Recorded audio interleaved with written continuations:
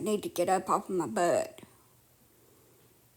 I need to let my little dogs out, even though they're not really wanting to go out, but I feel like they need to go out to use the toilet and frolic.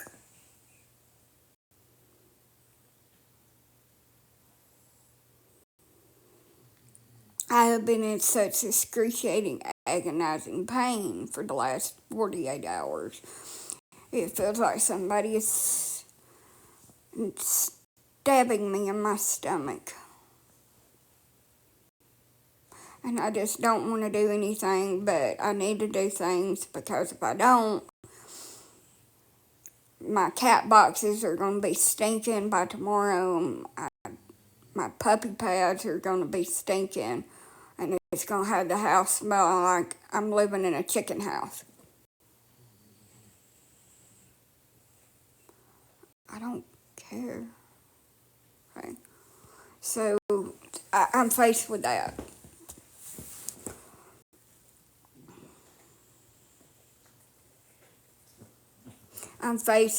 So I did talk to the person that's supposed to come and cut the grass, but he said that he don't have a lawnmower that'll run, and he's going to try to get it running by next weekend and come, but, I've just pretty much hung that up.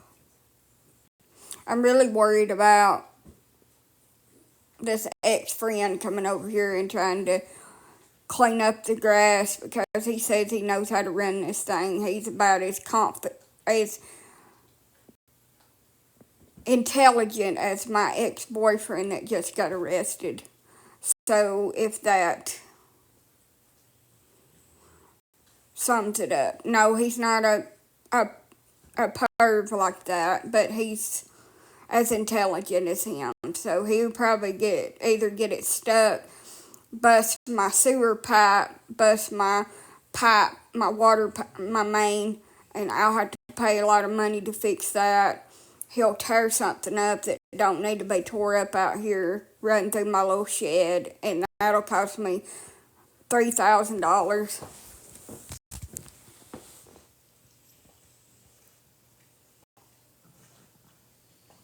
Lord, your word says that when two or more people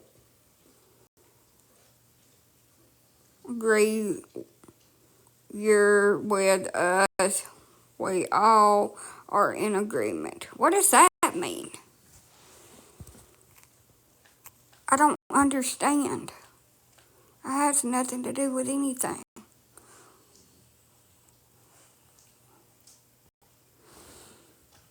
It's something out of the Bible. I have never actually read the whole Bible. I have read verses of it. Verses have been preached to me. If that is, I don't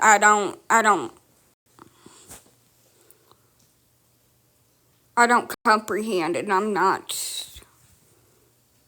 just confused. Anyway, I just know that this person is going to destroy something, and it's going to cost me a shit ton of money to fix it because they don't know what the fuck they're doing. And why would I even try to do that, you ask? Because I don't have a lot of money to pay a company with excavators and skid steers and dump trucks and front end loaders and all that shit to come out here and do it. I have missed you, girl. Oh. Well, somebody was being an asshat to me last night on here. I didn't even think I was going to get on tonight. See, I rejected them because I have no interest in fornication. And they got butthurt about it. And said no man would ever want me because I had 3 D's drilling me like a, what was it? A jackhammer. That's what it was.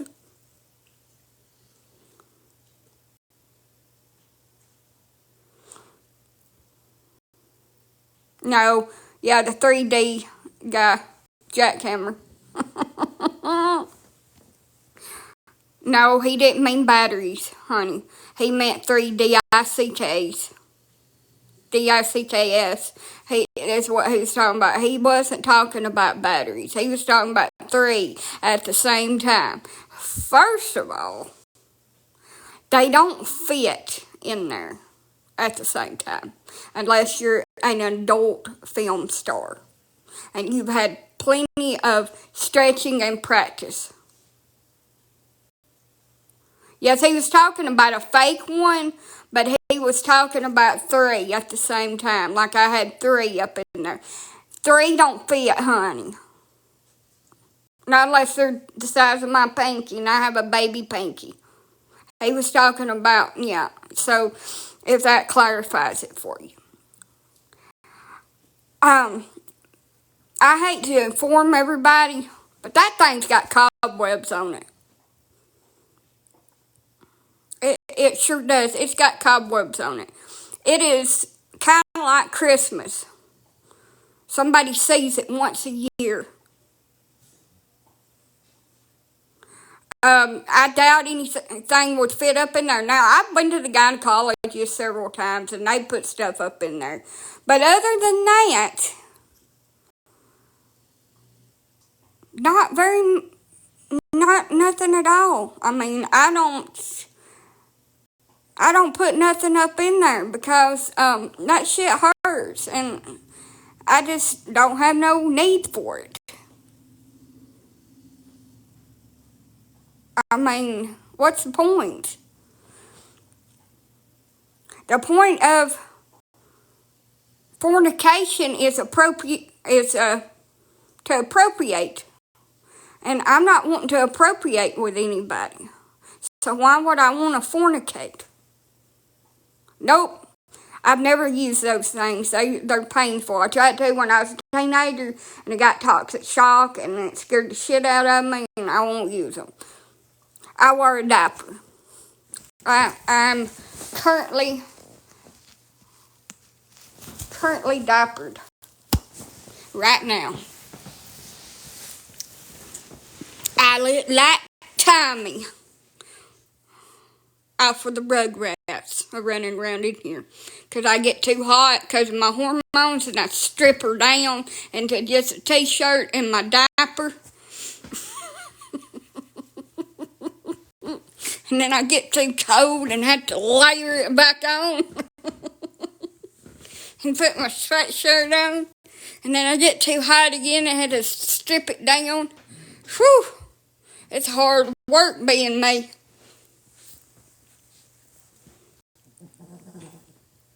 I'm like that song. I ain't got no panties on. Panties on. I ain't got no panties on. I got on a diaper.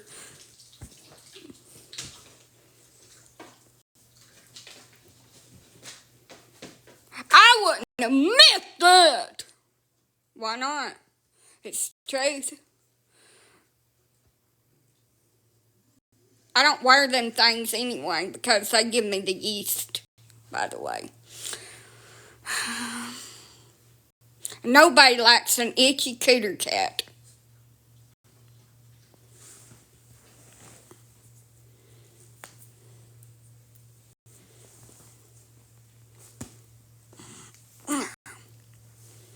I'll be over here like a dog that's got something wrong with its anal gland trying to scrub my ass on the ground.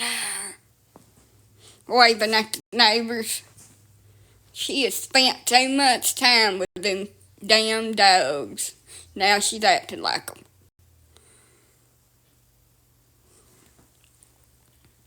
I told my gynecologist, this has been a few years ago, I had yeast really bad after I had my daughter, that I couldn't scratch because I was afraid people would judge me for it. And I was in the car with somebody, had to drive like 4 hours, and it was aching really bad, even though with the monostat and the flagyl and all the other shit that she gave me, it was aching.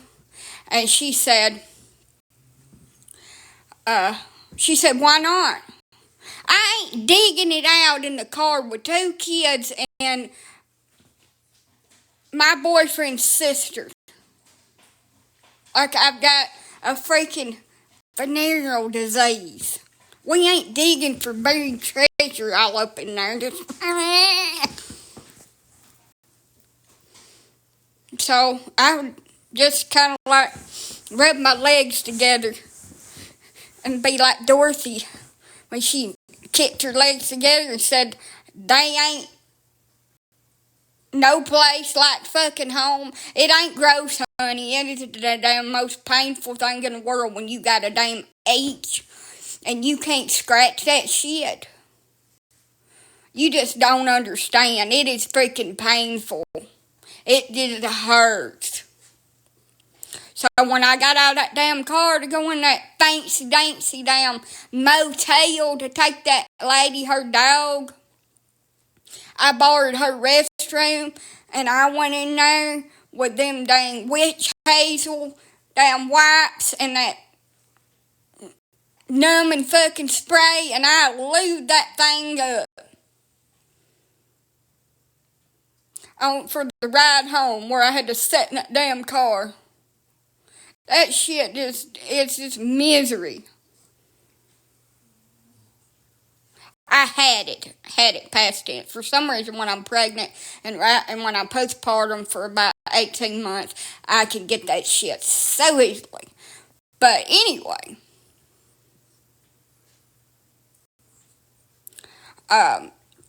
most miserable fucking thing in the world. UTI is the second most miserable thing in the damn world.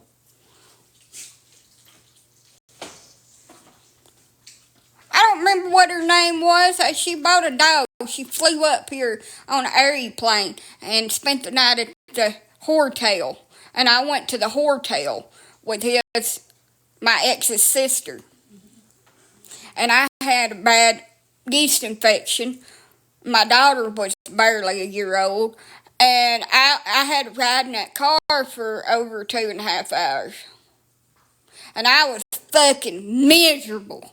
But when I got to that hotel, I fixed myself up for the ride home. And it was a little bit easier. Hotel. Hadn't you ever been to one? Honey, we had one right up the road from our house. It was red. Looked like a big ass red barn. And they put a whatnot down antiquity shit in it, but it was a hotel. My papa said that that's where you went if you wanted a $5 woohoo for the night back in his day. And he said these people are so stupid. It's a historical building, but they don't even know what in the hell it used to be. He said there was a small fire in it because some of the women in the community got their little whistles up about it. But it was a hotel. That's where you take them, honey. You take them in there. You find you one that rents by the hour or the day. There's one in Lakon. Lakon Motel. It's a B's and A's about that. I'm from Coleman, and I know because I was told by people that had experience with this, and I have also been to the hotel where we go when we want to have a secret rendezvous with somebody and do nasty things that we'll never speak about again after that day. After the day, like the next morning, they drop us home and we never talk about it again because it never fucking happened. We go in there and we're Mr. and Mrs. Smith. And don't tell me you ain't done it, because that's a lie. Whether it's with somebody that you're still with or it's with somebody you've been with. You have been to the hotel.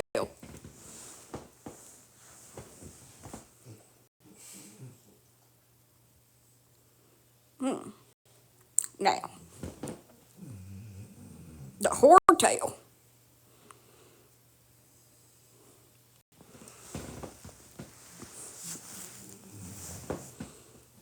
But anyway, that was one of the worst trips I've ever been on, and my kid pitched it absolutely damn screaming ass fit, and mommy was just miserable. But that was a nice hotel. I probably get about $15 or $20 an hour for one of them rooms in there. I wanted to ask them how much for an hour. I wanted to ask them so bad at the front desk. I also wanted to ask them if they changed them sheets after everybody that checked in and out. Yeah. But I behaved myself. I did. In spite of me wanting to ask them how much for an hour for one of them rooms. Oh, it's so technological now. You can't do secret rendezvous like that. They got to have a credit card on file. So now people are buying an RV or a camper to pull around behind their trucks so they can have a place to park off in the bushes to do their scandalous shit because everybody in the town will fucking know it if they don't. That's what I do. I just get me one of them little pop-ups and hook it onto my truck and go camping in the bushes. Make sure that you know what poison ivy and poison oak is, because when you pop a squat out there in them damn bushes, you don't want to wipe with the wrong thing. Because then you'll have to go to the doctor and explain why you got a rash on your ass.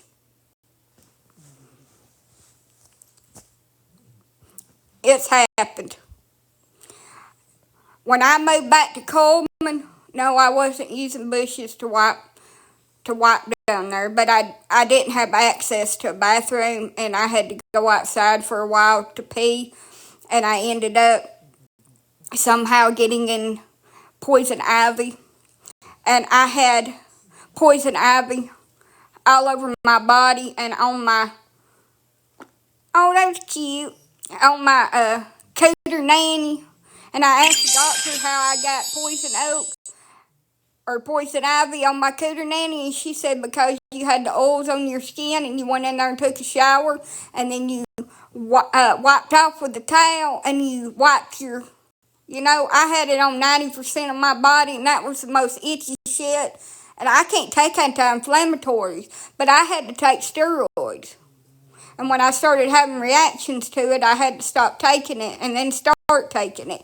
And I was just miserable. I had that rash all over me. Looked like I had some kind of disease from going to South Africa or somewhere. And I ain't even traveled. So when you're going out there to do unspeakable things in them bushes, honey, make sure that you take you a guide to identify plants in your state where you don't get in the wrong damn thing. Because that shit is itchy, and you don't want to have to explain to your significant other how you got that when you was on a business trip and wasn't supposed to be in no damn bushes.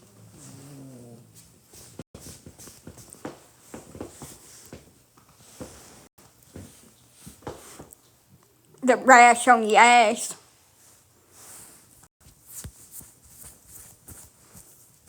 See, I ain't never had that problem because I ain't never been a cheater. But you know what? It could happen.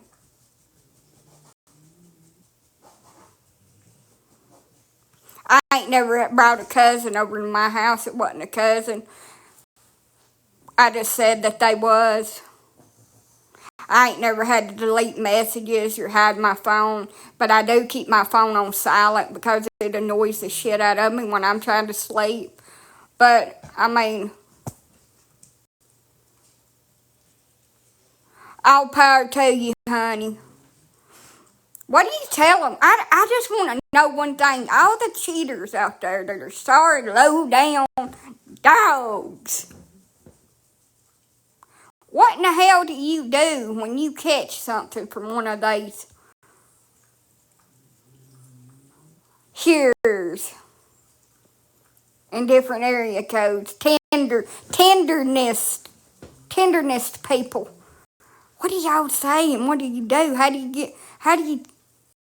you just come clean to your partner and let her beat the hell out of you or him and throw all your shit out? Or do you try to trick them and tell them you got some kind of bacterial infection and they need to take these antibiotics for 14 days? Or you just crush your shit up and put it in their food?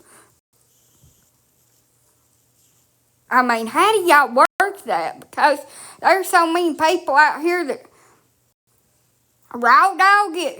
Honey, you got to be catching shit.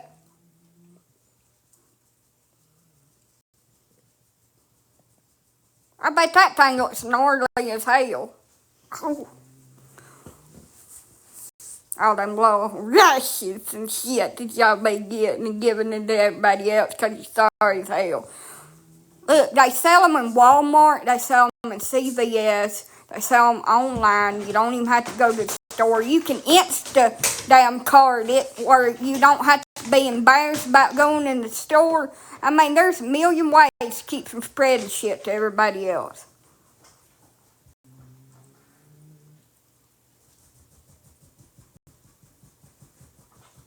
Damn. And men be thinking they're so fucking slick out here. Cheating like their woman don't know it. And they don't delete all the messages off of their phone. They sell wrappers. They sell rain jackets for their pickles.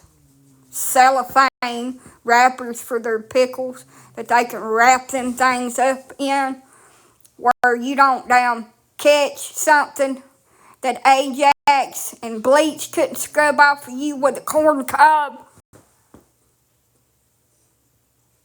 And it's a lot better than having to go to the doctor and having a 40-inch Q-tip shoved up the end of your pickle.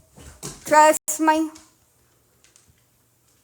And it's also a lot better than going to the doctor and asking, what's that bump? For $200, Alex. And it also prevents unwanted tumors. It's little crying tumors that are born 40 weeks later. And that is an endearing term that my family created after I got pregnant once upon a time. A crying little tumor. That's what they used to call me. So I don't want to hear no shit about it.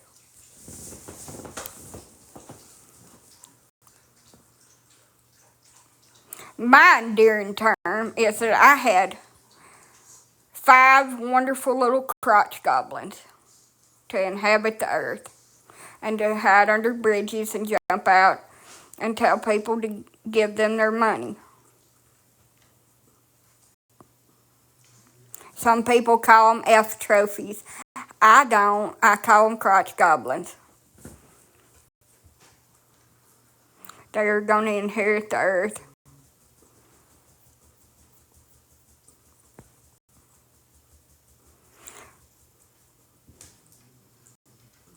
I hope no one listens in.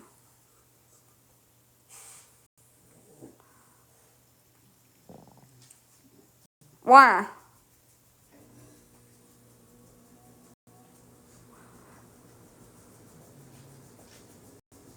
Oh, I've offended somebody. Oh, look, you're gone. Mine are little hemorrhoids.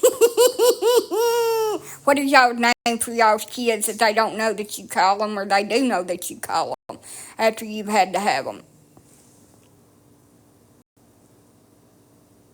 And my kids know that I love them and I would give my life for them, let me just say that. And my little joking around about what I call my kids, that I had the shit out of my pooter nanny and was in hours of agonizing fucking pain is my damn business, and it ain't hurting nobody.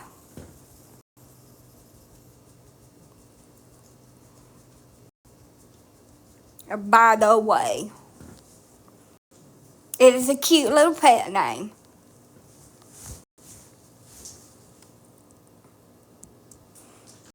Hello. Hello.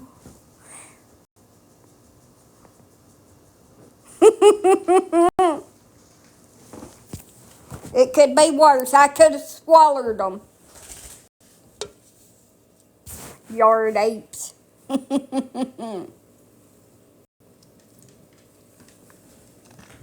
That may be offensive to some people, but when my daughter, my youngest one, was little, she was a Velcro baby, as they call them.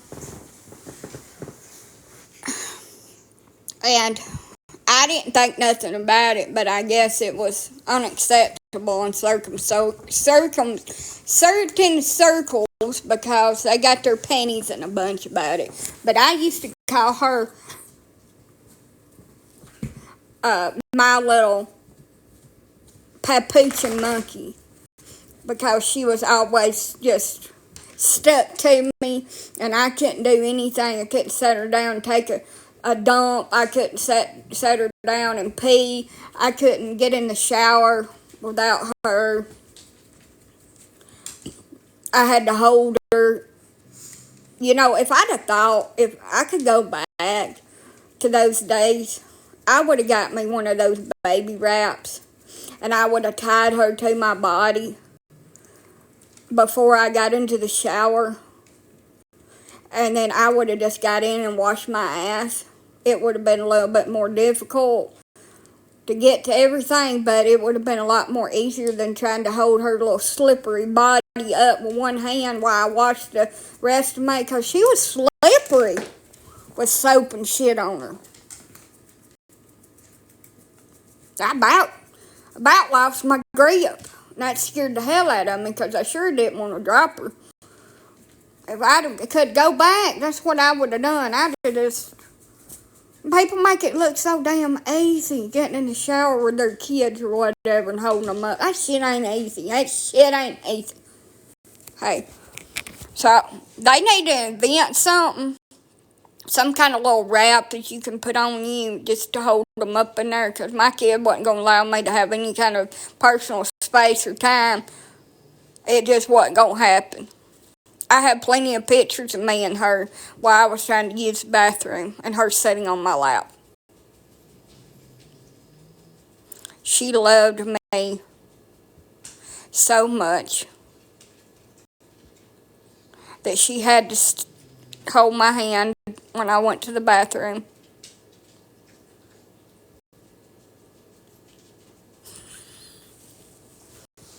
And now my dogs do that.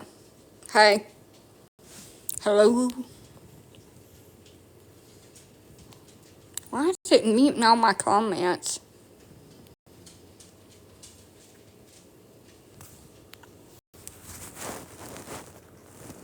So, BBQ, barbecue, what are you talking about? But anyway,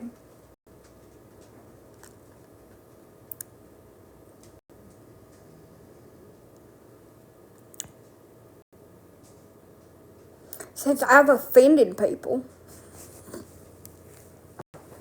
I don't really care. That's what I do every day. You know, that is my hidden talent. Everybody like, what is your talent?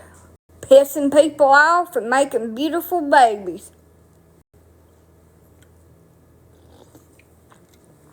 Oh, probably. What was for dinner? Sloppy joes and loaded tater tots.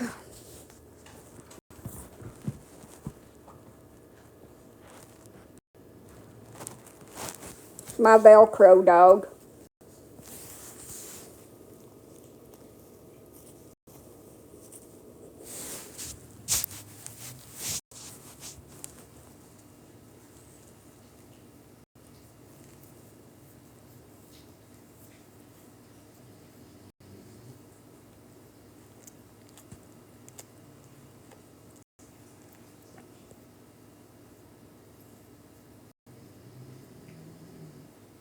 You like subs?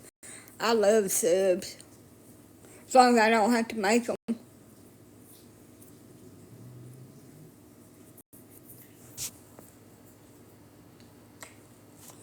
It's alright. I stayed in bed most of the day. What kind? I like meatball subs. The most unhealthy kind that they are. With white American cheese or provolone and ranch dressing.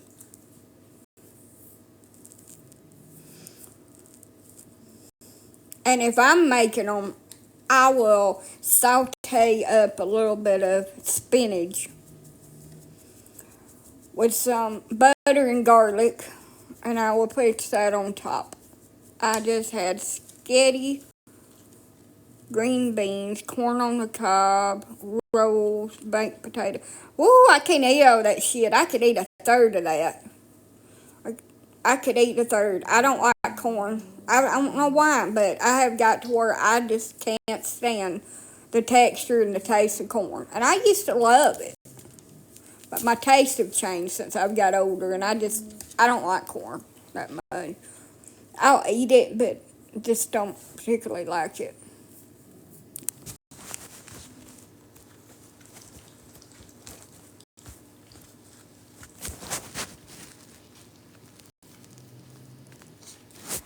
They are with my husband's and ex-boyfriend's family. Because when I left, they took them away from me. And that is a story for another day and another time.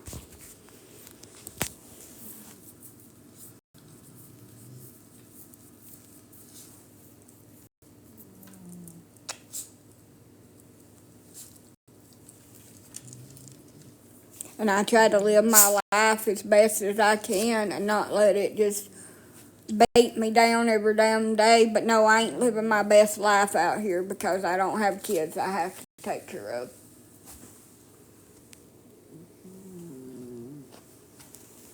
This is Anna.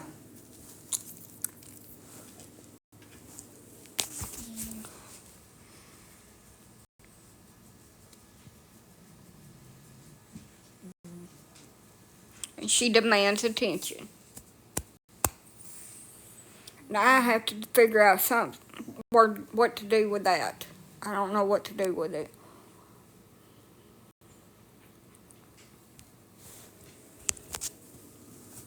I would like to give it to my youngest daughter, but she's not here. So I have to figure out somewhere to put it. She has a weird attachment to me, and she's one of the only ones. She was taken away from her mama too early, and I think that she kind of thinks that I'm her mama. She's been with me for about 10 years.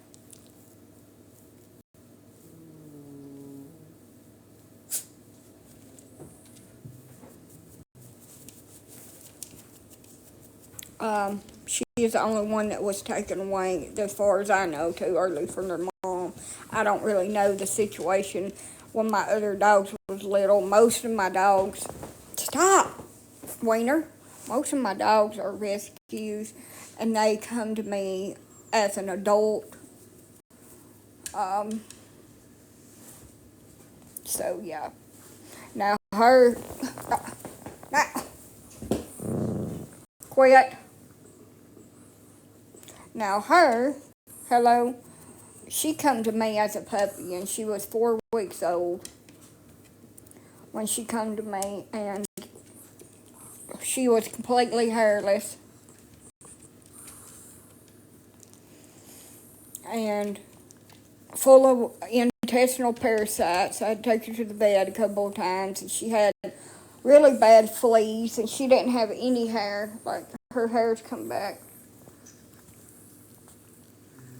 That's my wiener dog that she's licking. It's kind of dark in here. One of these years, I'm going to be able to buy all the ceiling fans and shit that I need. Hopefully very soon, because I'm sick of living in the damn dark. Hello?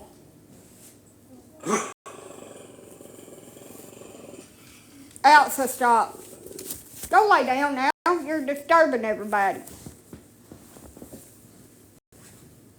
Elsa's 15 years old and she's a grump. Now lay down. Wiener, quit.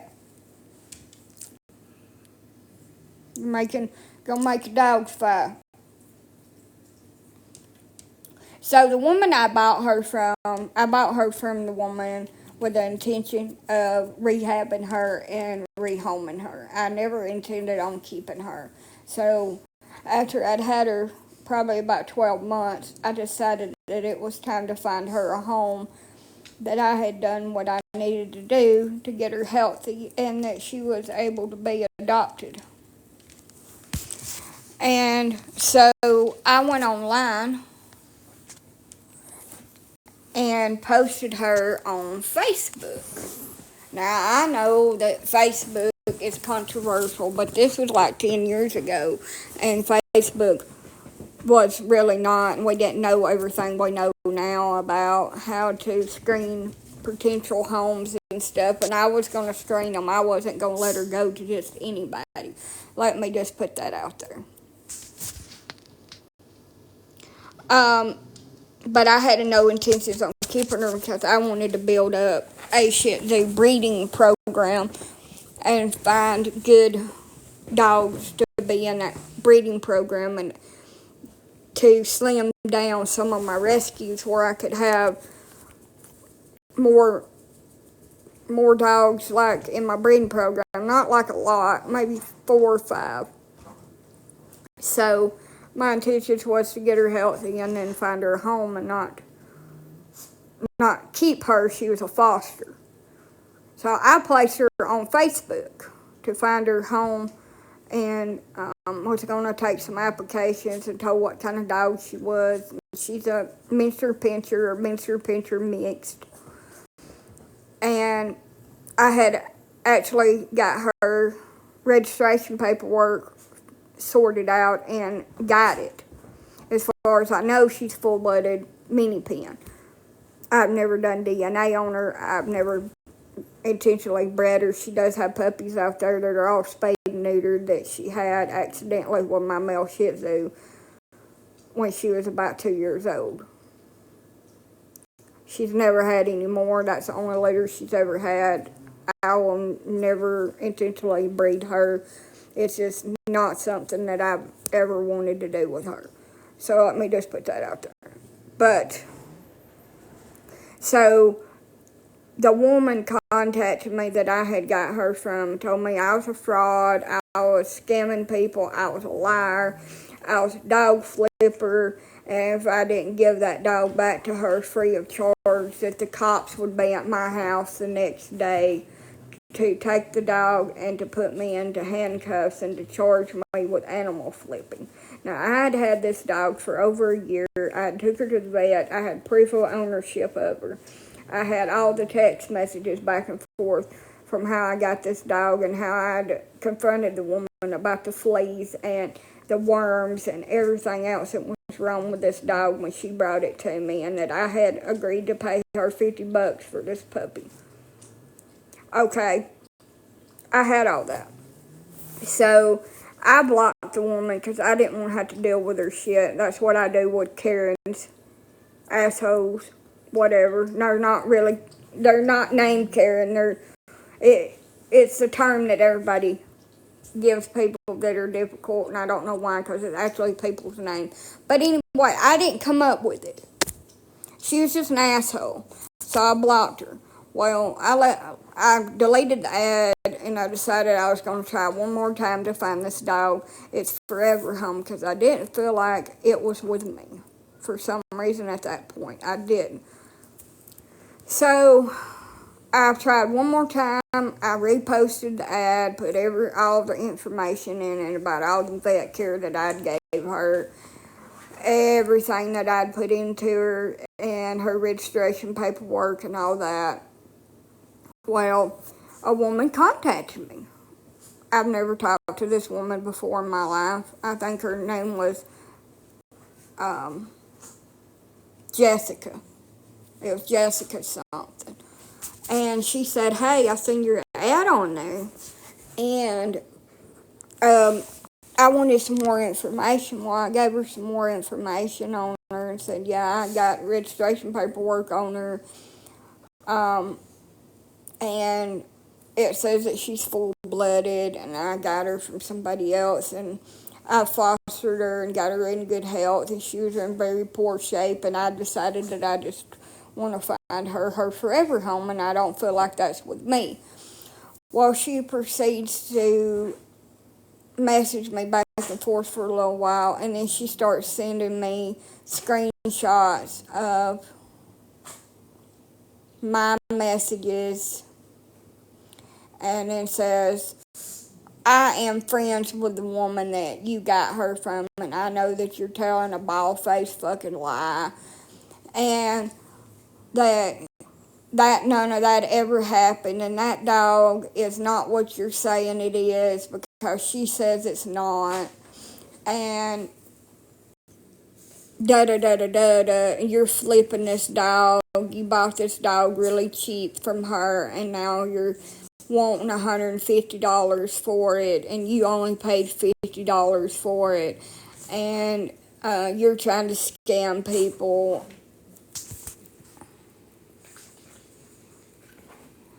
Oh yeah, I was. I set up. And she said, if you don't return the dog by the end of the day to my friend, we're going to come to your house with the law, and you're going to go to jail for animal flipping. So let me clarify what Alabama considers animal flipping. Animal flipping is where you go to somebody's house and you do like those that Alicia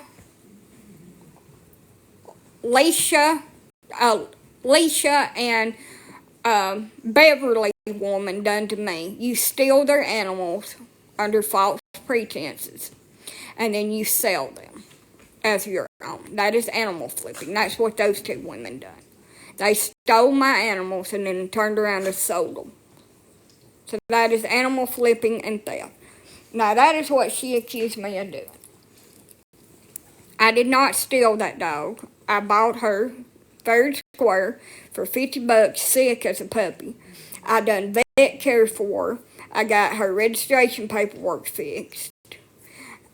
And I decided I was going to rehome her. So I was asking $100 more than what I paid, because I'd had her for a year at this point and had food and care in her and training. So let me just say that. So she's like, yeah, you're lying. I don't want the dog anyway. I was just messaging you for my friend, and you have 24 hours to message us back and give us the dog back, or we're going to press charges with you. And if you block us, we will immediately report you to law enforcement. So I just immediately blocked these people. People that threaten you with law enforcement don't have a damn leg to stand on, and that's why they're threatening you, to keep you from blocking them and keeping you to talk to them. And the best thing you can do is to block them as soon as they start threatening you, because they don't have a leg to stand on. So that's just what I do for bullies, because that's all they are, is bullies, and they're just trying to upset you and tell you they're going to do something. So Beverly and Alicia, or whatever her damn name is, it was spelled Lisah.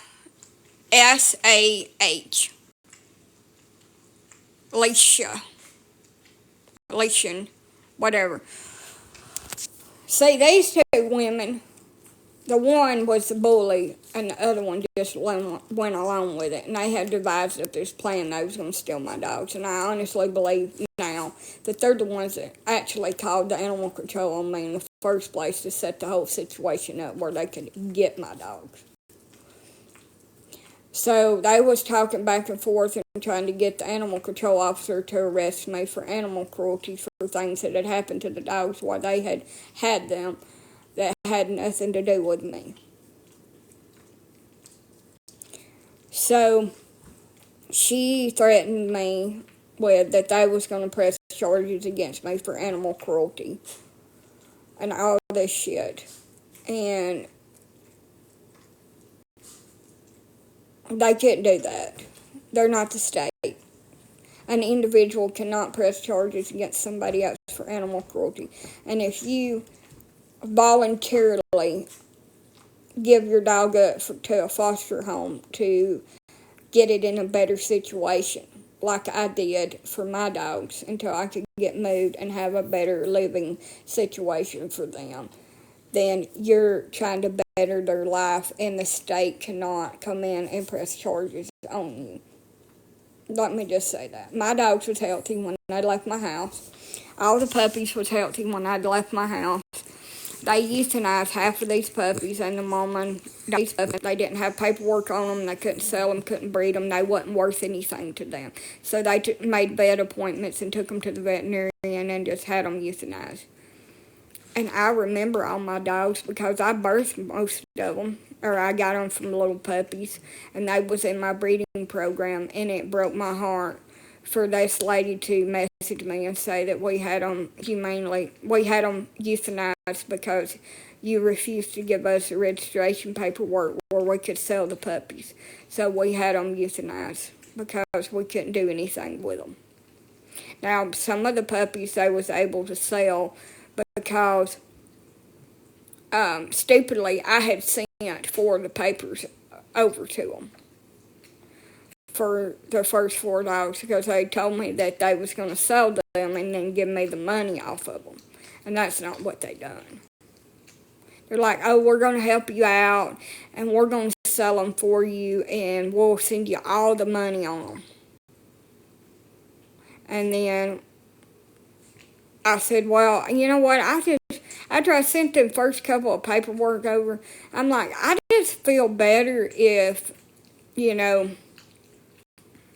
if I wait until you bring the mama's dogs back. She said, if you don't send them papers over right now, you'll never see any of your dogs again. And I've been talking to the animal control officer up there, and he's going to come and arrest you because we're telling him that you've abused all these animals. And we're going to tell everybody what you've done and what you are, and we're going to get you in trouble and make sure that you never see none of your children ever again. And somebody said, as hard as it is for you, knowing that they probably already unalived your dogs, you need to block these people and just go on. Because there's nothing you can do. And they was telling me, I know names of everybody that you're around, and I'm going to start sending emails to them, and I'm going to do this. And I lied to you about everything. And I lied to you about being disabled. I took my own granddaughter away from her mother because I wanted her. Not because my daughter couldn't take care of her, like I originally told you. And me and my husband has lots of money. You seen that nice pickup truck that I was driving when I come down there? I just told you that because I wanted you to sell that dog to me at a reduced price.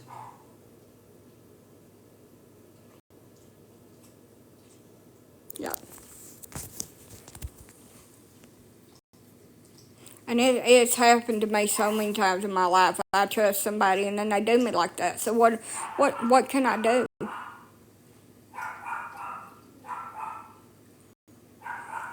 So I had me a good cry about my dogs. I can tell you their names. I had 2 black and white dogs. It was mother and daughter. And their names was Willow and Zoe. Zoe had to have a C-section. Willow had to have a C-section to have Zoe. They was mother and daughter. I also had her puppy, her grandpuppy, Willow's. They sold it as far as I know. They didn't euthanize it. Pebbles had some puppies and they took them. And they euthanized half of them. and sold one of them, I believe.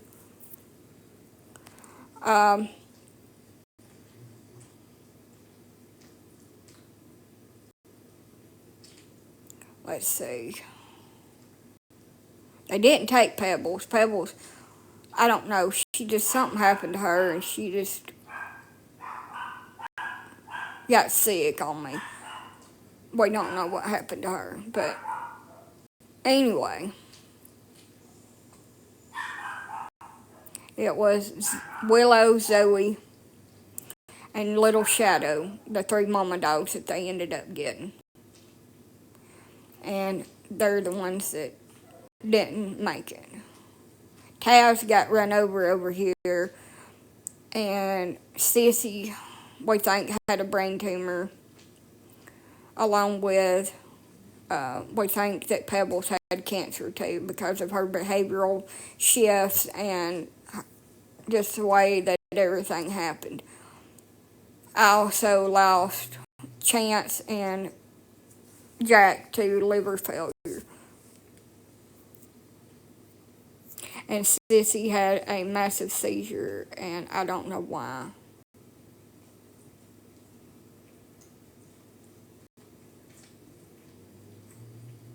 She had a real bad spell, and we was able to pull her out of it.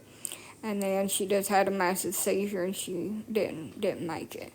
So with that, and the vet said it could be cancer. It could be something wrong with one of her organs. She'd been run over, and we don't know what all happened in there. She was an older dog. So I've been very vigilant on my dogs. And so far, none of the rest of them have showed any kind of symptoms of anything. But when you have multiple animals, and you have dogs that have been in bad situations, and you rescued them, and you don't know what their genetics are and their breeding, and we feed them all this garbage like we feed ourselves, the older your dog gets, the more likely that it's going to have some kind of problem. Because dogs just don't live like they used to. We're feeding them all these chemicals and this dog food. I didn't even know it, but the kind of dog food that I'm feeding my dogs, it don't hardly have any meat in it. It's mostly corn. It's mostly like flour. And it's all I can afford, so I don't know what else to do, and I feel bad. And it breaks my heart so bad when I lose one. And I believe my next one will be my Elsa girl. No, she's not dying.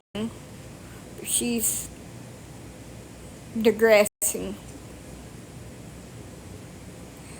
But I swore after the incident with my dogs where those people scammed me and unalived my dogs like that and gained my trust, and I thought they was my friends and gonna help me and stuff like that.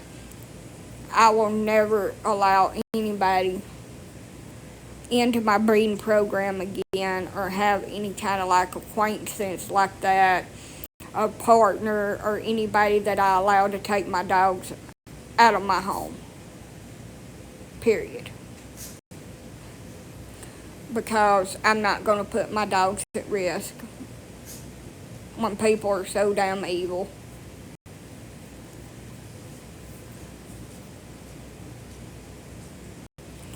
And I'm going to buy, in the next few days, I'm going to buy 2 little pens and put in here. I'm going to move some stuff around. I got to move that dresser somewhere and clean it off. I'm going to make an area in my kitchen with some reusable puppy pads and some disposable puppy pads for my whelping area for my babies. I've got 2 that I believe is pregnant. I'm pretty definite sure that Carolina is. I do not know about California, and I need to order some calcium paste for them because you need to give it to them when they're in labor. the laboring process depletes their calcium, and it can cause their labor to stall out. And I can tell you with Carolina that she does have her puppies, but her labor stalls out on her, and that makes me believe that she's got low calcium. So it wouldn't be a bad thing to give her while she's in labor. Now, if I was a vet, I could give her a calcium injection, but I'm not, so I'm going to give her a calcium supplement by mouth. You can also give them yogurt. And I may give her that a couple of days before she has her puppies to kind of help with everything. And I am going to start them now that I know that they're pregnant on a dog multivitamin.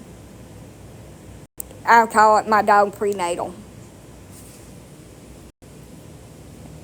because they need all the vitamins they can get. And I'm going to switch them from dog food to puppy food. But it's so sad that dog food that we had to pay $30 for a 50-pound bag is just freaking corn. It don't even have meat in it. And in order to not do that, you had to pay $20 or $30 more to get a bag of dog food, kibble, that actually has meat in it. And it's not full of corn.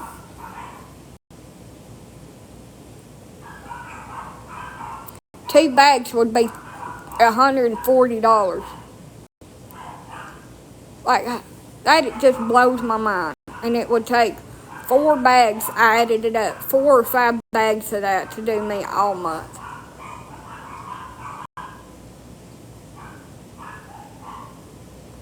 So I feed them, I don't know what it was. I looked it up on Chewy. I just went through. So you get on there and you look at the ingredients. And when you're looking at the ingredients, the first ingredient is the heaviest item in there, meaning that that's the most in the bag. And the first ingredient of my dog chow is corn. So that means that this bag is just mostly corn, and then it's got wheat, corn, or chicken byproduct, which that means feathers, beaks, feet, all the shit that they can't feed us.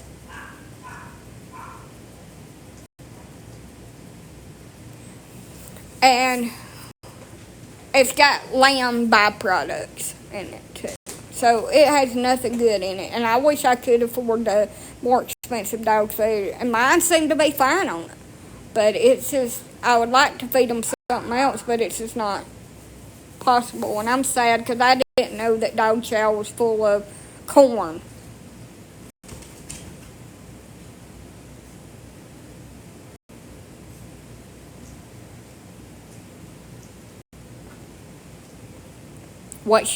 You should go. So 4Health is a pretty good alternative that they sell at a Tractor Supply.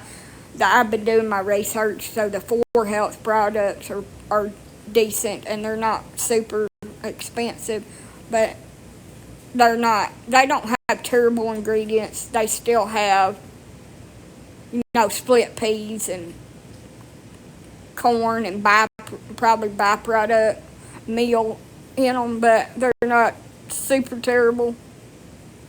You need to look on the ingredients. The first ingredient is always the most in the bag, and you want to avoid dog food that says corn, because dogs don't need to eat damn corn. They're not cows. They're dogs. They're supposed to eat meat. And if you're feeding them raw, then you have to feed them a bunch of supplements, because there's not enough vitamins and nutrients and shit in there. Please move off of my cover. I'd like to cover up my legs. Thank you.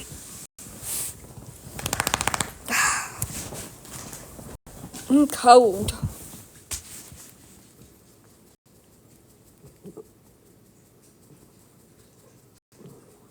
I don't know. I've never fed that. I don't know what that is. You just need to, if you're wanting to feed like the fresh foods, I mean, just do your research on it. Read the reviews. Talk to people that's actually fed it and see how it does. I have noticed that a lot of dogs have an allergy to beef and chicken later on. So you might want to try something lamb-based. Usually lamb-based foods are a lot easier on their guts. Why would you buy a double doodle? Honey, you need to go to an animal shelter. They're full of double doodles. The shelters are full of them. I ain't bashing on you, but there's a pandemic with doodles. Like, our shelter's full of them and bullies. And it's sad. Pit bull mixes and doodles are being dumped by the truckload at shelters and rescues. If it was me, honey, I would buy me a full-blooded poodle. Or I would buy me an Aussie. If it was me, I'd get a registered full-blooded dog. I wouldn't get a mixed breed, but that's just me. I ain't never been big on mixed breeds unless it was a rescue and it needed me. But you do you. I think that they're overpriced for what they are. They can't be registered. They can't be a standard to them because they are mixed. They're a mixed breed. They're not a designer breed like they make you think. They're mixed. But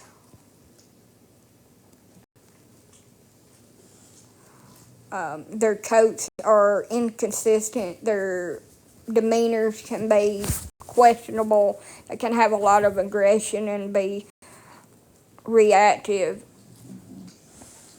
and a lot of things because you're breeding two totally opposite coats and breeds together. Some of these dogs that they're breeding with poodles have double coats. They have an undercoat. Poodles don't. And then they're breeding them to poodles. And like I said, I ain't bashing you, but this is my personal opinion on it. I would not pay a bunch of money for a mixed breed dog. And a lot of people are not made for shelter dogs because there are a lot of those dogs that have been mistreated and they have behavioral problems. It's very hard for a first-time dog owner to, overcome. But if it was me, I would find me a reputable poodle breeder or the other thing they're mixed with, and I would just get that. I'll just get a poodle.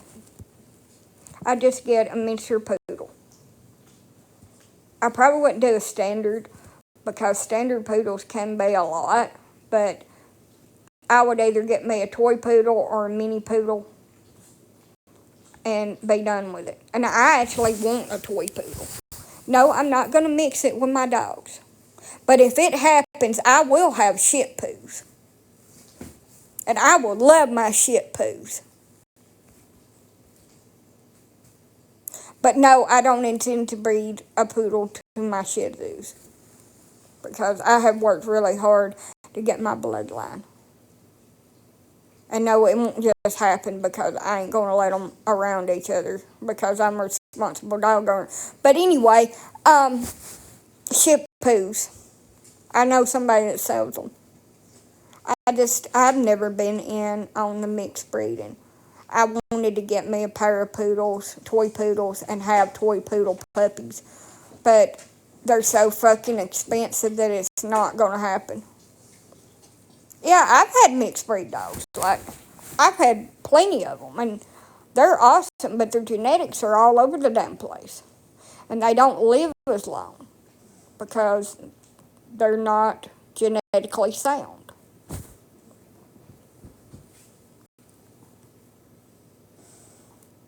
I had a big old headed Chihuahua, His name was Elvis.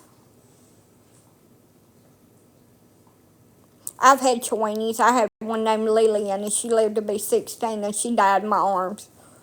And it killed me. Broke my heart into a million pieces. Her name was Lillian. Lillian.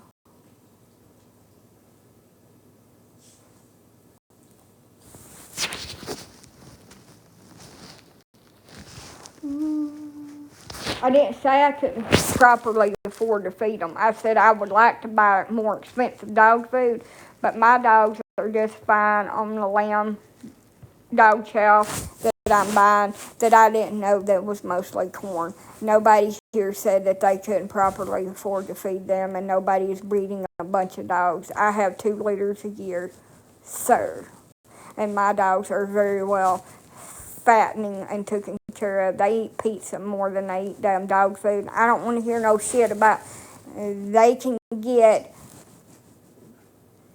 syndrome from eating human food. Some do. Mine has never. Pancreatitis. So your comments needs to be gone. You can't properly afford to feed them. So they have a big ass fucking 44-pound bag of food over here, and I just got done saying I was about to buy some puppy food for them and switch them over to moms so they could have more protein and vitamins and all that good shit. But my dogs are doing pretty good on their corn dog food. They're like little cows. My wiener dog, she's chunky. I like them chunky. She's robust. Tomorrow's birthday, by the way. It's been rainy, nasty, and they're all stanky danky. So tomorrow is. They're all healthy. I am going to put my female Dalmatian and my female Bull Terrier on some puppy food too, because I want to bulk them up a little bit. They're a little bit thinner than I would like, and I've always kind of had problems gaining weight, and they're old. So we're going to switch them to puppy food that's got more fat and shit in it.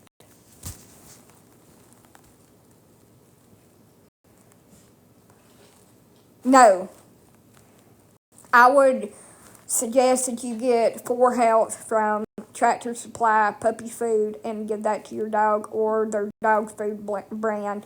And they have several different ones, and it's like $44 for a big bag. So that's what I would suggest you get, because dogs are not meant to be vegetarian. They're meat eaters.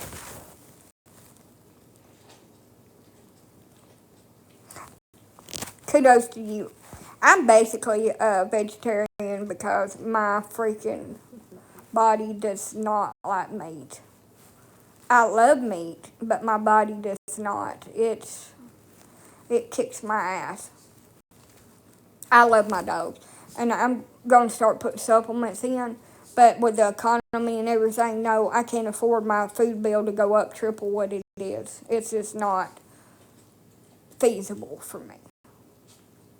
I spend about $160 a month on animal food, and that's the cap. It can't go up to $300 or $400 a month. It's just not feasible.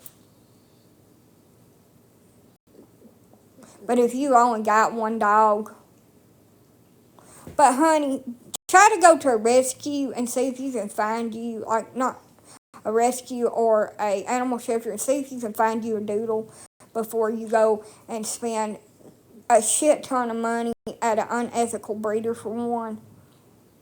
I ain't bashing you, but try to do that if you haven't already paid a insanely fucking deposit on this dog.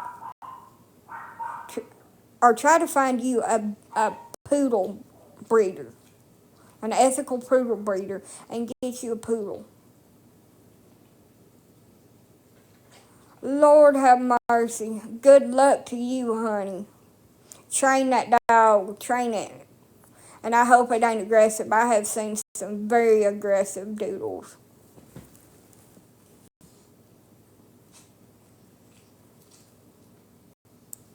So, God be with you. I would never have one, but you know what? Everybody's like, well, one of your Dalmatians is aggressive. Yes, because it was abused by its previous owner very badly. It was environmental. It is not genetics. Genetics. 9 times out of 10 is the reason for dog aggression. Good evening. It's not from breeding, it's from genetics. It's from environment, not genetically. And I don't breed her. She's just here, freeloading.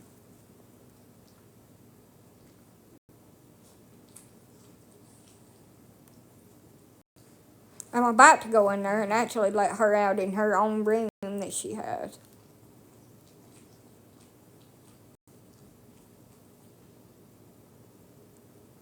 I'm running around for a little while, play with her. Hey, Mackie. If you would like to buy my dog a stuffed animal, well, mine is a terrorist. She is a complete and total nightmare.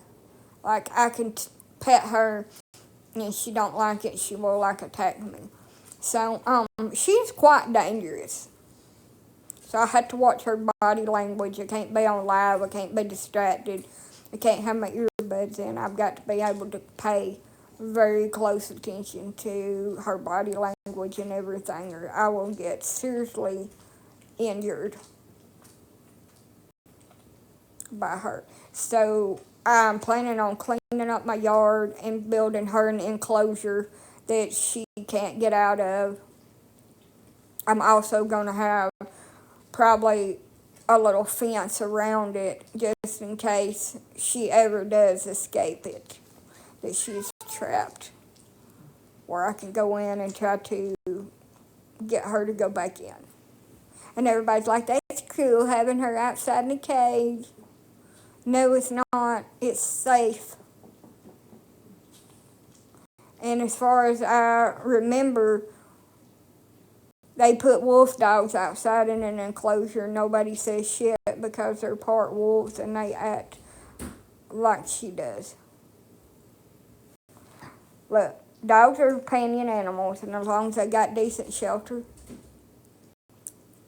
and food, water, and they're took care of and they're clean,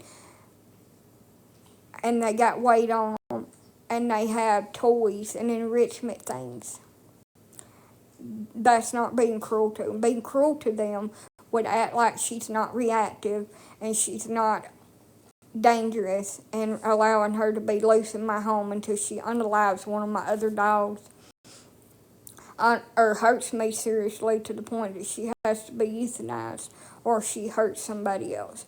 That would be cruel to her. And I have went through trainers and everything else, and I'm not Caesar. If I was Caesar Malone, yes, I have reached out to him. I could fix her, but I am not. And for my family and my situation, that is the best thing for her. Because with her biting people and having a history in another county for being dangerous and biting and having paperwork on her, the only recourse for her other than me is a pine box. And I do not want that for her. So she will have a kennel with a nice dog house and her food, water, and a place to run around and play and poop, and I don't hear shit about it. Because that's what needs to happen for her. She's not like my other dogs. She's not. And she'll never be.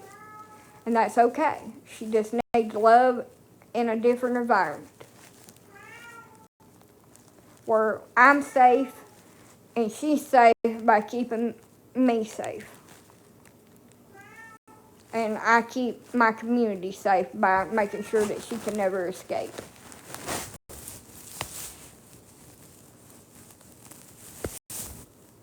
And let her live out her life. Because sometimes you have to do what's best, not what you want. And that's and not push it. And people don't understand that when you have a feral, abused animal that is reactive and scared and has aggression issues, that you have to do what's best sometimes. She will never be a couch potato dog. The reason why the woman brought her back after she abused her and caused the behaviors, she was attacking her, and she had bit her several times in the days before she had brought her back.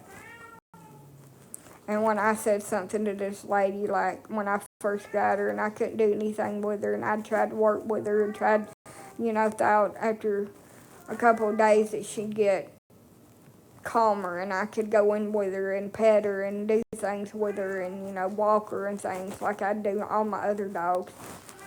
And she was so aggressive and trying to rip the cage open and get to me and bite me and attack me and things. And I said to the woman that I was thinking about just loading her up and taking her to the vet and having them put her to sleep. Because I couldn't do anything with her and I felt like I couldn't help her and that would probably be the best thing for her. She told me, no, you're not going to unalive my dog. I'll come back and get it. If I known you was going to do that, I would have never brought her back to you. Well, you brought me back a dog that has seriously been abused and has psychological issues. And, it's a lot to get through that. And that dog will never be considered safe. And that's what my vet and the psychologist said. That dog will never be safe. It will never be okay to just be, out free with you. And what makes her so much more dangerous is she's so reactive that if I try to put a leash on her, she will tear me up.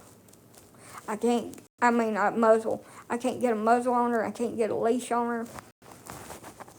So she has just been in my house since this lady brought her back, running around in here using puppy pads and interacting with me. And I have to be on guard while she's out because she can just change within an instant. All the dogs have to be put up. All the cats have to be put up. None of the dogs can be out where she can get to them because she is very animal aggressive. So that's what I told the lady, and she told me, she said, I'm going to come back and get my dog. I said, ma'am, you relinquished ownership of her, and you returned her to me because you had made her into something that she shouldn't be. Oh, and I said, this dog is so dangerous that she will attack your children. And I couldn't, with good conscience, give her back to you. This lady had 4 or 5 little kids. Little kids, like 1, 2, newborn. And this dog was coming at me full throttle, red zone case. The worst case I'd ever seen in an animal, domestic animal. Let me just tell you, a worst.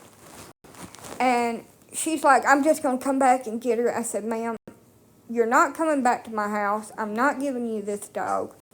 This dog is very dangerous. You have children. This dog will attack your children. I know what my dog will do. My dog would never attack one of my kids or me. Yes, it would. It is a grenade with the pin pulled on it waiting to happen.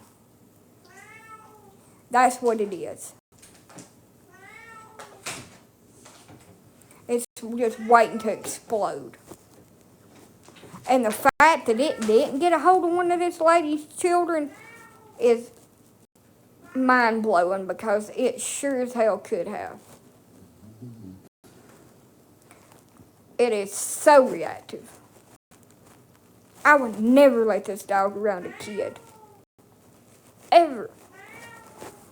So I said, you're not getting it. And I decided not to have it euthanized, to keep on trying to work with it a little bit. Maybe I could get through to it. Hey. So I got it where I could let it out, and it wouldn't try to eat me through the cage in a exercise pen, and let it use the bathroom at first. And then when it jumped out of the pen and was free in here with me, and I was scared shitless, I ain't gonna lie. But it got a hold of Carolina, and I tackled it because I did not give a shit if it bit me, but it was not gonna hurt my little dog. It got a hold of Carolina, and she was screaming, and I grabbed a hold of it and used my man voice on it. And I said, let her go. And it turned loose over, and I got it put up, and that's why it has its own room now. And Carolina, when Purdy gets out, Purdy's not Dottie. She doesn't act like Dottie. Neither does Pongo. But when Pongo or Purdy gets out, she thinks it's Dottie. And she will go and hide up under the table or bed, or she can't get up under the bed, so she'll get up under this dresser in here, and she'll just hide, because she thinks it's that dog that got a hold of her. But Purdy is kind of like resource garden, and I have to watch her if she's like eating or something, or around her bed. She'll kind of like bark or growl at the other dogs, but she's not Dottie, and she won't like grab a hold of one. She was raised with the little dogs, so she's kind of used to them, but I still don't trust it, so I would just like watch her. But Purdy got out the other day and was running around in here trying to steal my bread, because it had no choice. It couldn't help itself. Why did I keep it? Because it would have been destroyed. I'm the only option for the dog. It would have been eliminated, because a dog like that does not have a chance anywhere else. So that's why I kept it. Even though everybody told me to destroy the dog because it was going to end up hurting me really bad. It's a Dalmatian. I didn't give up on her. And she ended up biting me about 4 or 5 times the other day. And I had bruises all over my hand. And I had 4 of them on my leg, because I wasn't paying attention. And I didn't notice that she was side-eyeing me, which she wasn't giving eye contact, and she was head tilting. Her ears was back, and she was just frozen. And I didn't notice that, so she didn't like the way I was rubbing her, so she bit me. And then she bit me a couple more times, just to prove the point that she didn't like that, and she wanted me to stop. I didn't do anything to her. I wasn't patting her too hard. I wasn't hollering at her. I didn't do anything to her to instigate her reaction to me. But, yeah, she bit me multiple times. So I hollered at her to get her to quit. She has chill pills. She's sedated 95% of the time with medication from the vet. It does not help. Trust me, it don't. It does not. Still can't get a muzzle on her. So with that, she needs to go in for rabies. It expires in a few days. And I'm scared to take her. Because I can't get a muzzle on her, and the vet says she can't come in without a muzzle. So they said she's too dangerous, cannot come in. And I don't know how I'd get her on the back of a truck to take her in, because I would have to have somebody come over here in a pickup and take me and have her on the back of a truck and have like a ramp fixed where I could roll her off and on. I don't know how I could handle a dog like that. Now, I could use a leaky mat, and I've tried to get my vet to do it like that and give me the rabies and let me do it at home, because she's so freaking dangerous that I don't want to take her to the vet just for one shot. I don't, but it's the law here. They have to have that.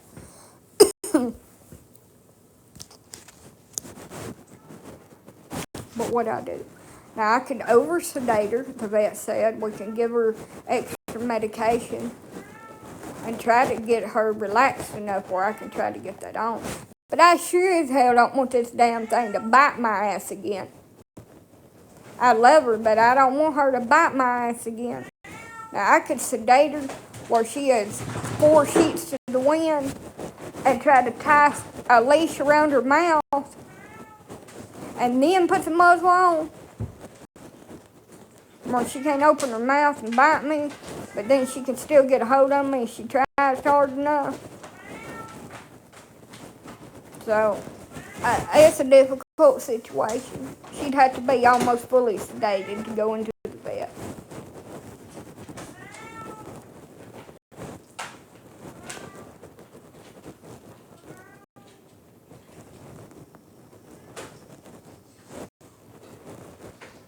Now, I thought about getting her spayed if that would help her, calm her down. But that could make her worse, is what the vet said. That can make her worse. So, I'm trying. My vet said that if it don't calm her down, to give her a bunch of medication and I can't get the muzzle on her, that we'll look into seeing about getting me a prescription for rabies vaccine so I can give them at home, which I would love to do that. As long as a vet gives you a prescription, I think it will still work. I don't know if they've changed the laws up here, but surely I can just show whoever comes out here, if they come out here and check. Some counties check. I don't think they do here, but some counties check. I know Coleman does. Surely I can just show them my prescription for the shot and say, yeah, I gave it myself. But the vet gave me a prescription. I know how to give shots. I would have to partly sedate her and do a leaky mat and be quick about it. Like darting a big old damn dangerous animal like a zoo. Woo, to get your blood pumping. I may just do it through the wire. That'd be safer for my fingers. Get me a piece of wire and just stick it. Oh, yeah, she's fucking Cujo, dog. She's Cujo. That's what I should have named her, Cujo. She is dangerous. And that's why I'm going to put her in the kennel outside. I decided the day that she bit me 4 times that it was time. I don't know how I'm going to get her out the back door and into the kennel. But we're going to do it. So I want to get this kennel that's got wheels on it. And I'm going to tie to it. And I'm going to lower her down the ramp. And then I'm going to wheel her out there to it. And wheel her up into it. And then I'm just going to shut the door behind me. And then just release her and put some food and num-nums and toys and stuff over into the corner where I can exit without her escaping.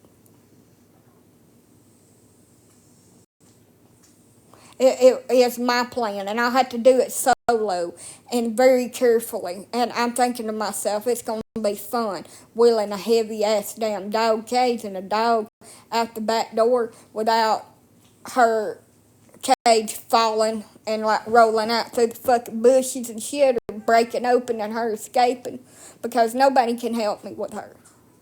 She is psychotic, and she will freak out and try and bite them through the cage. So I don't have any other choice.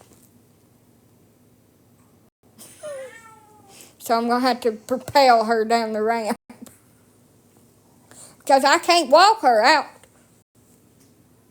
She is too widely. Why can't she be like my other dogs? Purdy Pongo, I could stick my hand all the way down their throat if I needed to. I don't do that, but if I needed to, I could. She is so polar opposite from them. I can pull their ears. I can clean their ears. I can ride one of them like a horse. And they do nothing. They don't have any reaction to me at all. I can fiddle with them when they're eating. They never budge. But she scares the shit out of me. I've never had a dog I'm afraid of. And she scares the absolute shit out of me. She's like meeting up with a damn blue chow that your neighbors had that got loose. It's always barked and growled at you in the middle of the fucking night when you're by yourself at 10 years old. That's what she's like. Just complete terror. I gotta go in there and check on him. He's making a lot of damn noise. You hear Pringles? We all hear Pringles. You hear him? I probably need to clean the litter boxes too while I'm in there. So I'm going to go let this crazy ass dog that I just described out, and I'm going to be shut up in a room by myself with her, and half the time I don't even take my cell phone in there. So anything could happen. Change your puppy pads out.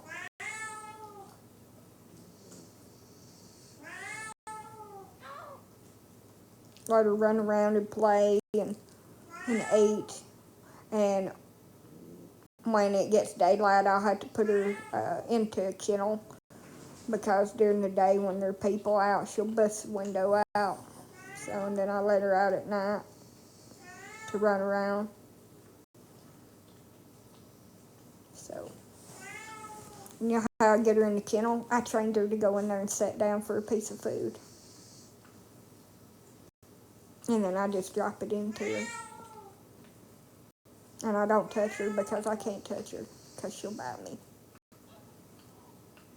And I don't know what to do, because I've done everything that I possibly can to make her less reactive, and she's still the same.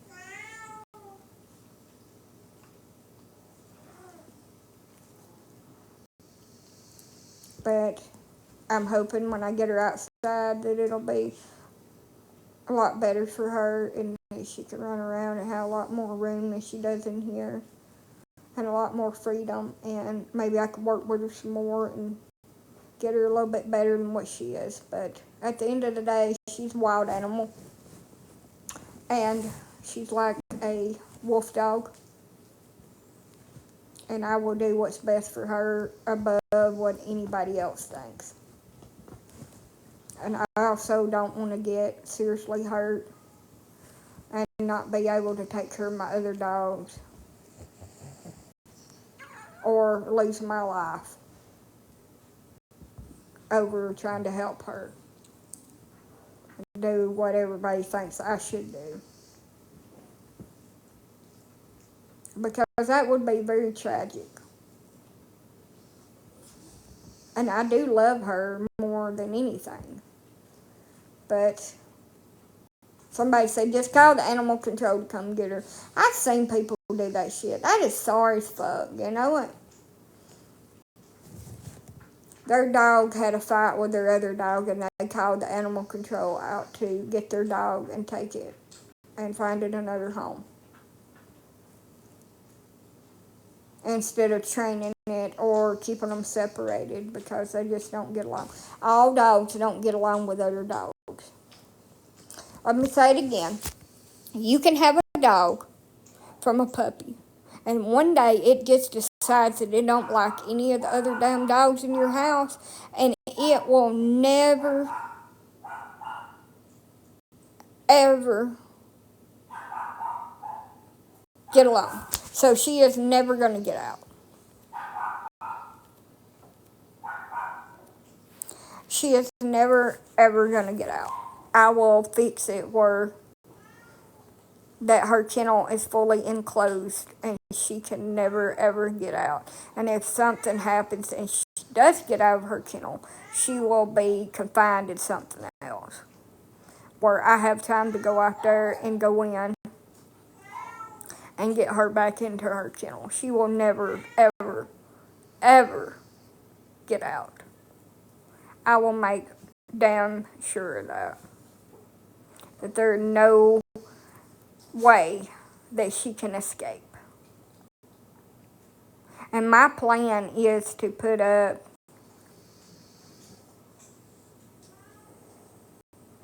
a 8-foot high privacy fence with an attachment on it where my cats can't climb out on my property, and that way my cats can go outside in the yard and run around and shit like they like. But it takes money and time, and I'm not no nonprofit rescue or anything like that, and I don't have thousands upon millions of dollars coming in for my puppies. I don't get $80,000 a puppy. I'm not them people that breed doodles that gets $1,800 per puppy or $4,000 per puppy. I don't get none of that. If I'm lucky, I'll get $700 for one of my puppies if I'm lucky. I usually don't get over 6. And my males go for $400 a piece. And sometimes that takes months to happen. And that's why I don't have more than 2 litters. My friend has litters year round, multiple litters. And that's why I don't. Because in the summertime, you're not going to sell any of them. People are going on vacations and cruises and having family time and, having fun for the summer. They don't want a puppy. Your winter months around Christmas. And I know that's sad that they're not Christmas presents. They're animals. But still. You only sell them during Christmas. Christmas and New Year's and tax season is the only time that I've ever really been able to sell them. And I've had to take $200 for one of my male Shih Tzu puppies. I've had to. There's just not a lot of money in it. I don't get rich. I don't even make what I've spent to raise them. I just like doing it. And it helps a little bit. Like, I ain't gonna lie, it does help a little bit with the food and stuff, but it doesn't break the bank. They're not even hardly any money.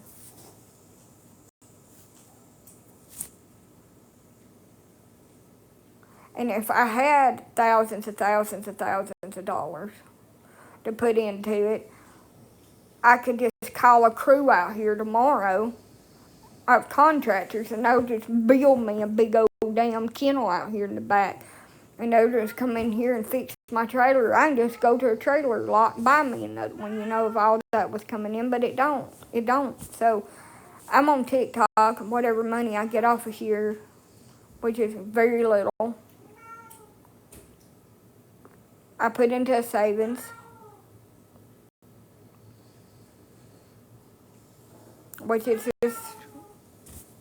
just my Cash App account. It's not really savings. But anyway, I put it in my Cash App account and try to add it up. So I've got $200 saved up. And I need like 20 to 30,000.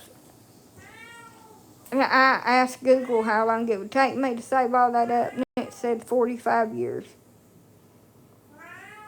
45 years. And then you get to wanting something, and you got that money sitting there, and you want to spend it. And you have to talk yourself out of not spending it because you want whatever it is.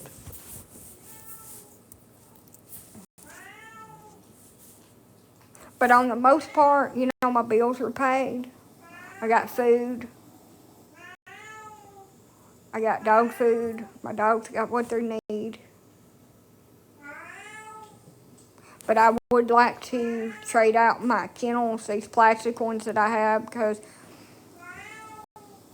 they're getting stained up and shit, and I would just like to have different kennels for my dogs. And hopefully I can do that very soon.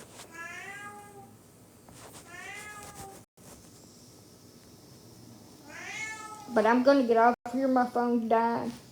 I just charged it, but now it's dead again. So I'm going to get off of here and go see what's wrong with my cat. Because there's nothing wrong with him. He just wanted to talk to me. But I'm just going to check on him and make sure there's nothing wrong with him and change some litter boxes.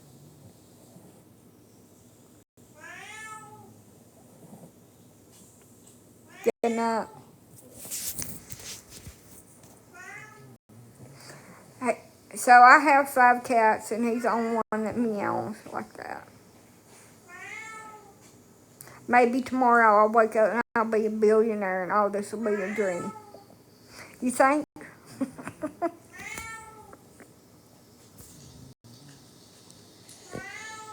Good night.